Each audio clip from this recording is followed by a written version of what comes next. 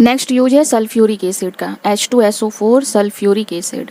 पहला यूज है फर्टिलाइजर्स बनाने में, वही जैसे HNO3 का यूज होता है उसका यूज होता है यूरिया बनाने में, इसका यूज और दूसरे भी बहुत सारे फर्टिलाइजर होते हैं, जिनमें से सबसे सस्ता सबसे पॉपुलर फर्टिलाइजर यूरिया होता है, तो उसको बनाने में यूज होता है। फर्टिलाइज़र में मेन जो हमको एलिमेंट चाहिए होता है वो सल्फ़र, फॉस्फोरस, नाइट्रोजन, ये सब चीज़ें चाहिए होती हैं। तो इसमें से सल्फ़र मिल जाएगा, HNO3 में से नाइट्रोजन मिल जाता है। डिटर्जेंट्स बनाने में, डिटर्जेंट वही जो कपड़े को साफ़ करने में यूज करते हैं, उसको बनाने में H2SO4 का यूज होता है, मतलब क्लीनिंग में ही यूज हो रहा है। प्लास्टिक बनाने में, इंडस्ट्री में प्लास्टिक बनती है, मोनोमर से पॉलीमर कन्वर्ट किया जाता है, तो उसको बनाने में। सिंथेटिक फाइबर्स बनाने में, एक होता है नेचुरल फाइबर। नेचुरल फाइबर जैसे कि जो जूट है, फाइबर का मेनली मतलब होता है रेसे वाली चीज़ें ना। पेट्रोलियम इंडस्ट्री में, रिफाइनिंग में यूज होता है। पेट्रोलियम इंडस्ट्री की बात कर रहा है तो पहले आपको पेट्रोलियम पता होगा कि पेट्रोलियम रॉ मटेरियल होता है, रॉ मटेरियल होता है जिसमें बहुत सारे लिक्विड होते हैं, पेट्रोल, केरोसिन, डीजल, कोल तार, सब कुछ रहता है इसमें। तो इसकी रिफाइनिंग की जाती है। रिफाइनिंग का मतलब होता है फ़िल्टर कर कर के चीज़ों को निकालना, सफाई करना। तो जब इसकी हम सफाई करते हैं तो सबसे पहले हमको पेट्रोल मिलता है, इसको हीट किया जाता है, और हीट करने पर अलग अलग टेम्परेचर पर अलग अलग लिक्विड गैसें हमको मिलती रहती हैं ना। तो सबसे पहले तो पेट्रोल मिलता है, इसीलिए पेट्रोल इतना महंगा होता है।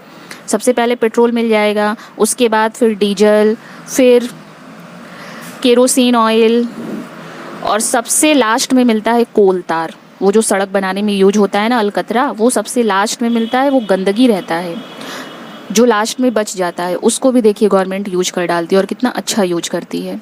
लेड एसिड बैटरीज, ये मैं आपको पहले के एक वीडियो में बता रही थी कि जो बैटरा होता है, बैटरी होती है, उसमें जो बैटरी का पानी डाला जाता है वो स्ट्रॉन्ग एसिड का ही डाइल्यूट सॉल्यूशन होता है, वो वीक एसिड का डाइल्यूट सॉल्यूशन नहीं होता है।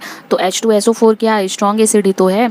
उसको डाइल्यूट किया जाता है वाटर में, जैसे मैंने आपको डाइल्यूशन पढ़ाया है उसी तरह उसको डाइल्यूट कर दिया जाता है H2SO4 डालकर। कितना स्ट्रॉन्ग एसिड है। कार, ट्रक, बसेस और घर तो भूल ही गया, सबसे ज़्यादा यूज़ तो आजकल घर में ही होता है। जो बैटरी का पानी पड़ता है वो H2SO4 का डाइल्यूट सॉल्यूशन बनाकर डाल दिया जाता है, जिसको एज इलेक्ट्रोलाइट कहते हैं। इलेक्ट्रोलाइट का मतलब वो लिक्विड होती है जिसका यूज किया जाता है इलेक्ट्रिसिटी को फ्लो कराने के लिए। तो जब बैटरी में इस लिक्विड को डाला जा रहा है ना, तो वो भी तो इलेक्ट्रिसिटी को कंजर्व करने का काम कर रहा है, इलेक्ट्रिसिटी को इकट्ठा करने का काम कर रहा है। इन्वर्टर घर में जो लाइट आती है AC, उसको भेज देता है बैटरी में। बैटरी में ये इलेक्ट्रोलाइट रहता है जो कि इलेक्ट्रिसिटी को वहाँ इकट्ठा कर लेता है, स्टोर कर लेता है। फिर जब लाइट जाती है तो ये बैटरी का जो स्टोर इलेक्ट्रिसिटी है, जो कि DC के फॉर्म में इकट्ठा होता है, डायरेक्ट करंट के फॉर्म में। ये सब आप लोग फिजिक्स में आगे की क्लास में बहुत डिटेल में पढ़ेंगे। फिर ये DC वाली लाइट, जब लाइट जाती है तो इन्वर्टर इसको फिर से AC में चेंज कर देता है, अल्टरनेटिंग करंट में, जिससे घरों में बिल्कुल वैसे ही लाइट आ जाती है जैसे कि जो मेन लाइट रहती है उस तरह। बस कुछ हाई पावर की चीज़ें जैसे फ्रिज, कूलर, ये सब चीज़ें यूज करने के लिए बहुत ज़्यादा पावर की ज़रूरत होती है, जो कि बैटरी से नहीं मिल पाती। अगर जिनको यूज करना है तो 2-3 बैटरियाँ लगा ले घर में, वो यूज कर सकते हैं, बहुत लोग यूज करते हैं। इन्वर्टर से कूलर, फ्रिज आजकल तो मिलने लगा है। वॉशिंग मशीन, कूलर, फ्रिज, उस पर लिखा रहता है कि यूज विथ इन्वर्टर, उसको इन्वर्टर के साथ भी यूज कर सकते हैं। नेक्स्ट एसिड है H3BO3, जिसको बोलते हैं बोरिक एसिड। इसका यूज किया जाता है एंटीसेप्टिक बनाने में और आई वॉश बनाने में। अच्छा, जो बोरिक एसिड है ना, उसका यूज करके सिंदूर भी बनाया जाता है, सिंदूर, जिसको हमारी आपकी मम्मी लोग लगाती हैं। तो ऐसा कहा जाता है कि अगर कभी कुछ कहीं चोट लग जाए, कभी अगर बंदर काट ले, अगर घर में कोई और दूसरा एंटीसेप्टिक ना हो तो सिंदूर को ही लेकर वहाँ लगा लीजिए आप, तो उस घाव से थोड़ी राहत मिल जाती है और उससे होने वाला जो बैक्टीरिया होगा वो आगे नहीं फैलता है। जैसे अगर बंदर ने काट लिया, कुछ और नहीं सूझ रहा कि क्या करें ना, तो अगर आप सिंदूर लगा लीजिए वहाँ, तो उसका जो विष होगा, बंदरों से पता है आपको कि उसके काटने से रेबीज नाम की बीमारी हो जाती है, तो उसका जो जहर होगा वो फिर फैलेगा नहीं, फिर बाद में आप कुछ देर बाद जाकर इंजेक्शन लगवा लीजिए। वैसे मैं बताऊं आपको ना कि सारे बंदर के काटने से रेबीज़ नाम की बीमारी नहीं होती है, पर मन की संतुष्टि के लिए लोग थोड़ा सा भी बंदर नाखून लगाए या दांत काटे तो इंजेक्शन लगवाते हैं। जिन बंदरों को अगर वो बीमारी होती है रेबीज़ नाम की, तभी उसके काटने से किसी इंसान को रेबीज़ नाम की बीमारी होगी।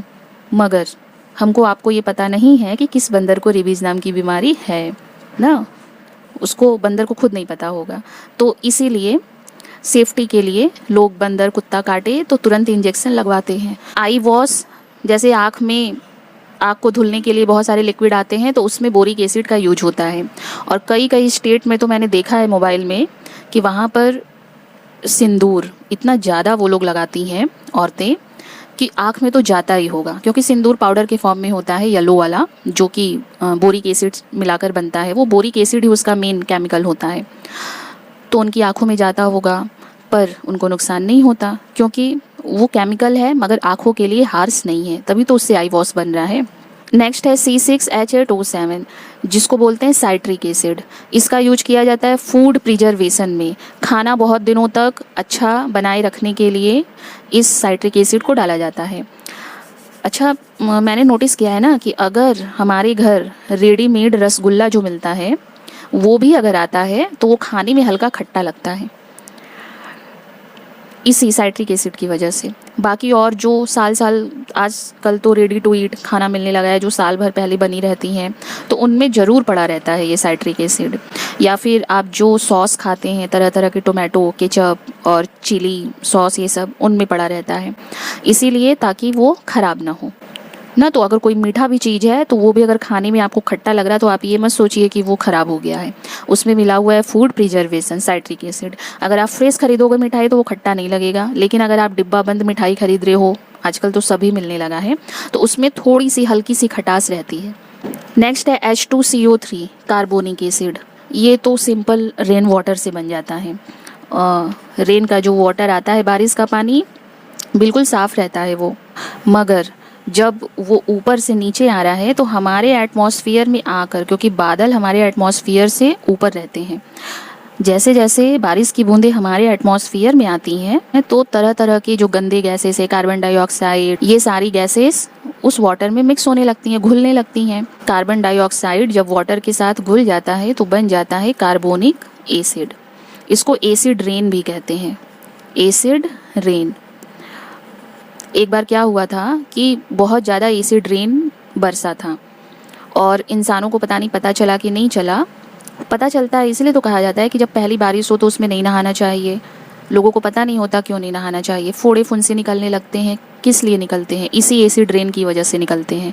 और जब लगातार 3-4 दिन बारिश हो जाए तब आप नहाइए, कुछ नहीं होता, क्योंकि उस वक्त हमारा एनवायरनमेंट साफ़ हो जाता है, तब कोई फोड़ा फुंसी नहीं निकलेगा। एक बार जब एसिड रेन की बारिश हुई थी तो ताजमहल का कलर वाइट से येलो होने लगा था, क्योंकि ताजमहल वाइट मार्बल से बना हुआ है। इतना ज़्यादा एसिड रेन उसके ऊपर पड़ा था और जिससे उसका कलर येलो होने लगा था ना। ये रियल इंसिडेंट्स हैं। जिसके अंडर में ताजमहल है तो उन लोगों ने उसको पूरा मिट्टी से रगड़ रगड़ कर साफ़ करवाया था। इसको डिटेल में आगे मैं आपको बताऊँगी। इसका यूज होता है एरेटेड ड्रिंक्स बनाने में। एरेटेड ड्रिंक्स, वो जो कोल्ड ड्रिंक्स पीते हैं ना, उनमें वाटर तो रहता है, वाटर तो उनमें पड़ा ही रहता है, साथ में जो भी टेस्ट है उसका फ्लेवर पड़ा रहता है। में कार्बन डाइऑक्साइड गैस डालकर डिब्बे को बंद कर दिया जाता है, क्योंकि कार्बन डाइऑक्साइड गैस वहाँ पर प्रिजर्वेशन का काम करता है, उसको ख़राब होने से बचाता है। इसीलिए जब आप कोका कोला, पेप्सी का ढक्कन खोलिए तो बहुत तेज़ से गैस बाहर निकलती है। ये होता है कार्बन डाइऑक्साइड गैस।